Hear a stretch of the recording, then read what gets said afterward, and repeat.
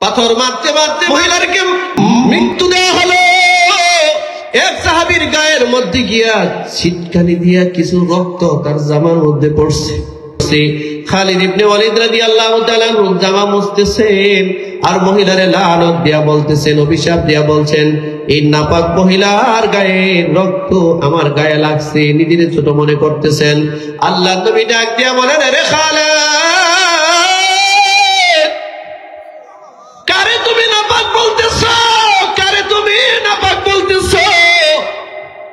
কার রক্তরে নাপাক বলতেছো রে খালিদ?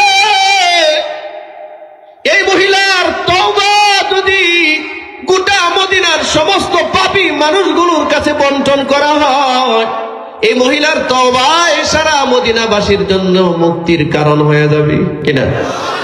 সুবহানাল্লাহ। জমানায় এক মহিলা জিনা করে ফেলছে। জিনা রাসূলের কাছে গিয়া বলেন, ইয়া রাসূলুল্লাহ, আমি জিনা করে ফেলছি, আপনি আমাকে পবিত্র করেন।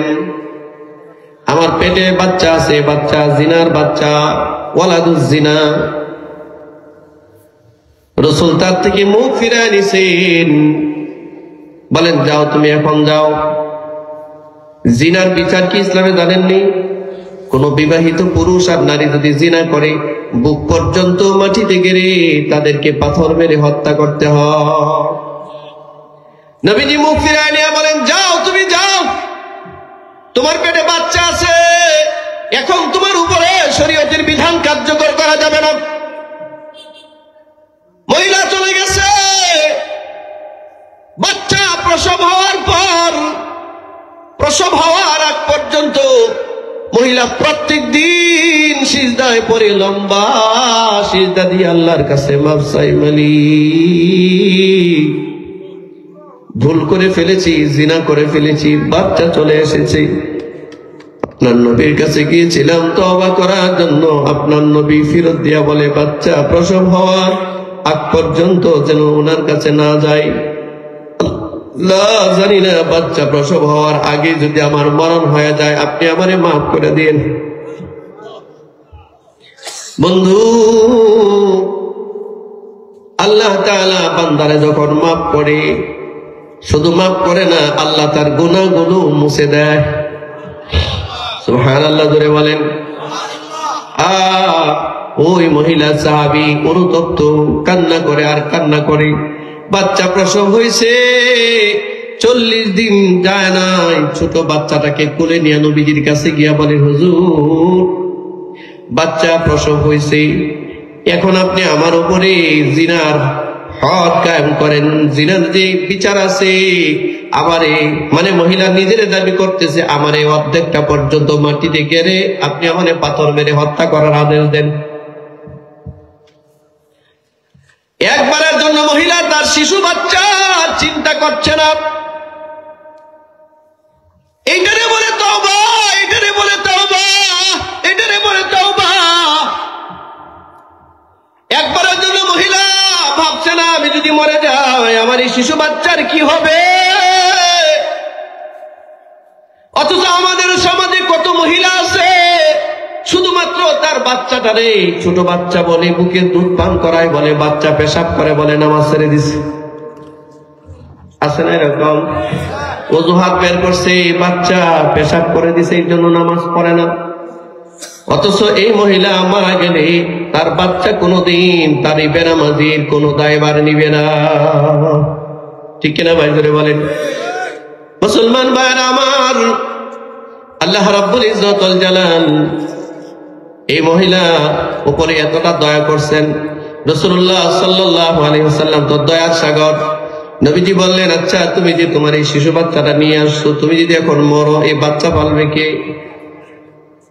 যাও, এই বাচ্চা যেদিন বুকের দুধ ছাড়াবে, যেদিন বাচ্চা তোমার বুকের দুধ ছাড়া অন্য কিছু খেতে পারে, সেদিন আইসো। আমরা হলে কি করতাম বলেন? আমরা হলে বলতাম, যাকে একটা সুযোগ পাইছি, আর আসবো না, ঠিক না? একটা বাচ্চা দুধ পান করা, বুকে দুধ ছাড়লে তো 2 বছর লাগে অন্তত, মিনিমাম লাগে কিনা? কিন্তু মহিলা তার তওবার জন্য এতটাই বেকুল হয়ে গেছে। মহিলা তার তওবার জন্য এতটা ব্যাকুল হয়ে গেছে, মহিলার যেন দিন যায় না, মনে হয় যেন মরে গেলে আল্লাহর আযাবে গ্রেফতার হবে। মহিলা বাচ্চারা দুধ পান করায়, দুধ ছাড়াবার আগে মহিলা দুধ ছাড়া কিছু কিছু খাবার তার হাতে দেয়।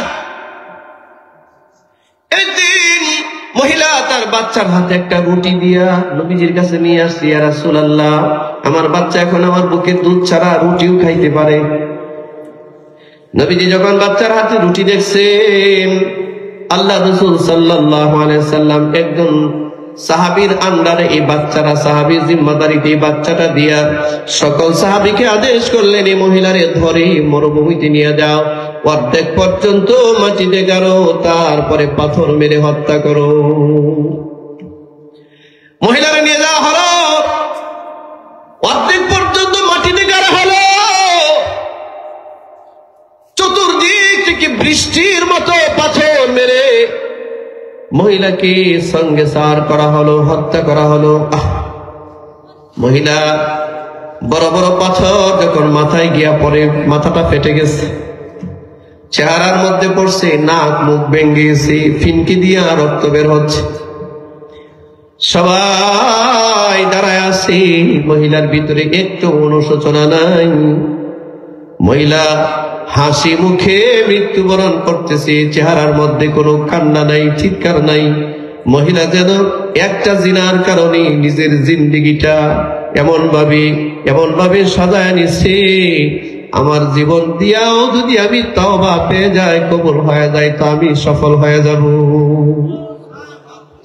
এই জন্য মহিলা কান্দে না, পাথর মারতে মারতে মহিলারকে মৃত্যু দেওয়া হলো। এক সাহাবীর গায়ের মধ্যে গিয়া ছিটকানি দিয়া কিছু রক্ত তার জামার মধ্যে পড়ছে। বর্ণনায় আসছে খালিদ ইবনে ওয়ালিদ রাদিয়াল্লাহু তাআলা আনহু নামক এক সাহাবী ছিলেন, বীর বাহাদুর সাহাবী। তার শরীরের মধ্যে এই মহিলার গা থেকে গিয়া কিছু রক্ত ছিটকে পড়ছে। খালিদ ইবনে ওয়ালিদ রাদিয়াল্লাহু তাআলা আনহু জামা মুছতেছেন আর মহিলারে লানত দিয়া বলতেছেন, অভিশাপ দিয়া বলছেন, এই নাপাক মহিলার গায়ে রক্ত আমার গায়ে লাগছে। নিজের ছোট মনে করতেছেন। আল্লাহ নবী ডাক দিয়া বলেন, রে খালিদ, কারে তুমি নাপাক বলতেছো? কারে তুমি নাপাক বলতেছো? কার রক্তরে নাপাক বলতেছো রে খালিদ? এই মহিলার তওবা যদি গোটা মদিনার সমস্ত পাপী মানুষগুলোর কাছে বন্টন করা হয়, এই মহিলার তওবায় সারা মদিনাবাসীর জন্য মুক্তির কারণ হয়ে যাবে। সুবহানাল্লাহ জোরে বলেন। বন্ধু মনে রাখেন, আল্লাহ তাআলা বান্দারে বানাইছেন জাহান্নামে পাঠাবার জন্য না, আল্লাহ তাআলা মানুষে বানাইছেন জাহান্নামের আগুনে পোড়াবার জন্য না।